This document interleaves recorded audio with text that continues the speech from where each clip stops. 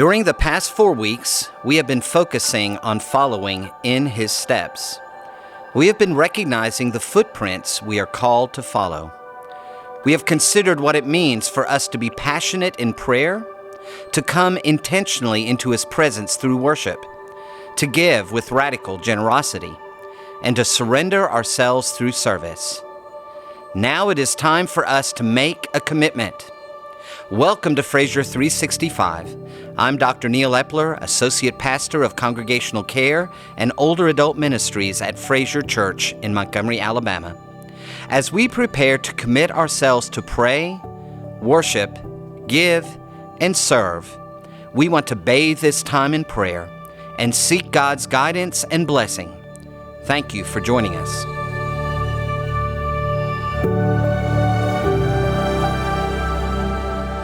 Welcome to Day 3 of praying for our commitments for the coming year. Today's message is entitled, Offering Prayers for Others. Our text comes from the Gospel of Mark, the 9th chapter, verses 14 through 19 and 25 through 29. When they came to the other disciples, they saw a large crowd around them, and the teachers of the law arguing with them. As soon as all the people saw Jesus, they were overwhelmed with wonder, and they ran to greet him. "What are you arguing with them about?" he asked.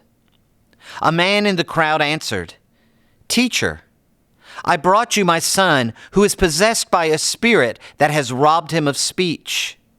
Whenever it seizes him, it throws him to the ground. He foams at the mouth, gnashes his teeth, and becomes rigid. I asked your disciples to drive out the spirit, but they could not." "You unbelieving generation," Jesus replied, "how long shall I stay with you? How long shall I put up with you? Bring the boy to me." When Jesus saw that a crowd was running to the scene, he rebuked the impure spirit. "You deaf and mute spirit," he said, "I command you, come out of him and never enter him again." The spirit shrieked and convulsed him violently and came out. The boy looked so much like a corpse that many said, "He's dead." But Jesus took him by the hand and lifted him to his feet, and he stood up. After Jesus had gone indoors, his disciples asked him privately, "Why couldn't we drive it out?" And he replied, "This kind can come out only by prayer," and some manuscripts say prayer and fasting. Now some thoughts. Jesus knew of the tremendous power of prayer. Jesus knew that when prayer and faith were linked together, there was nothing that was impossible. In this passage, Jesus and 3 of his disciples are returning from the Mount of Transfiguration. This was a powerful prayer experience, as Jesus' appearance changed right before the eyes of Peter, James, and John. His clothes became dazzling white. And suddenly Moses and Elijah appeared with him. The 3 disciples were enveloped in a cloud, and God spoke to them about his beloved Son. Wow! Can you imagine what that experience was like? They were then told not to speak about what happened until after the resurrection. That must have been almost impossible to do. It was when they came down from this experience that we see them join the other disciples, who are in a discussion with the teachers of the law. Verse 14. Jesus asked them, "What is going on?" Verse 16. A man shares with Jesus about his son, who is possessed by a demon. He asked Jesus' disciples to cast it out, but they could not do it. Verses 17 and 18. Jesus rebuffs his disciples and the other bystanders for their lack of faith. Verse 19. As a crowd begins to gather, Jesus rebukes the demon and commands him to come out of the boy. Verse 25. The spirit violently leaves the boy, and it seems like he is dead. Verse 26. But Jesus raises the boy up and restores him to his father. Verse 27. Later, the disciples asked Jesus why they could not cast out the demon. And Jesus replied that it could only be removed through the power of prayer, and some manuscripts add fasting. Verse 29. Oh, the tremendous power of prayer. We too have been given the tremendous power of prayer. James reminds us that the prayers of the righteous are powerful and effective. James 5, verse 16. He reminds us how Elijah prayed that it would not rain, and it didn't rain for 3.5 years. Later, when he prayed, the rain fell. James 5, verses 17 through 18. Yet how slow we are to use this powerful God-given gift.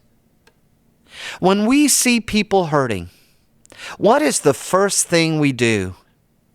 When we see people struggling, falling prey to bad habits and sin, or going through dark and difficult places, how do we help them?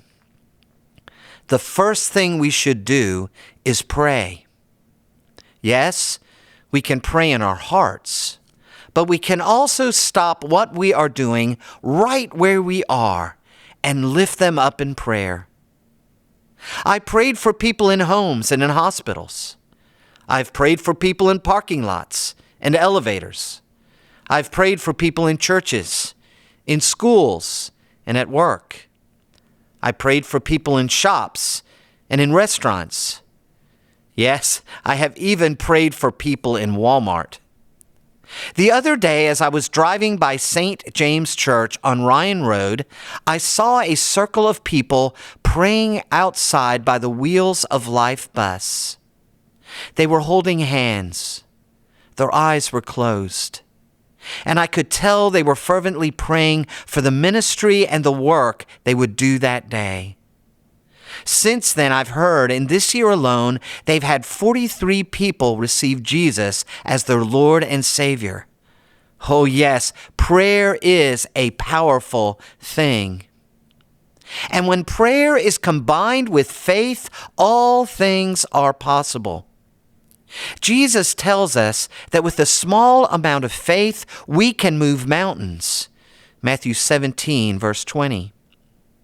In Matthew 18, verse 19, we read, Again, truly I tell you, that if 2 of you on earth agree about anything they ask for, it will be done for them by my Father in heaven.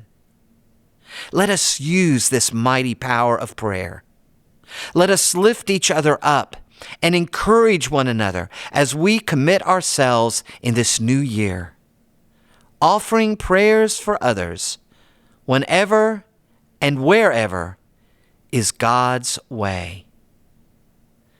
And now some questions to consider. When is the last time you prayed with a friend, a neighbor, or a family member?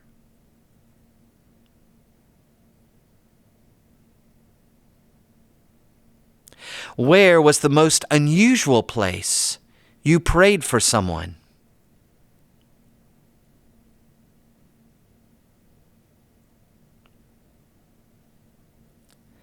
What keeps you from praying with and for others?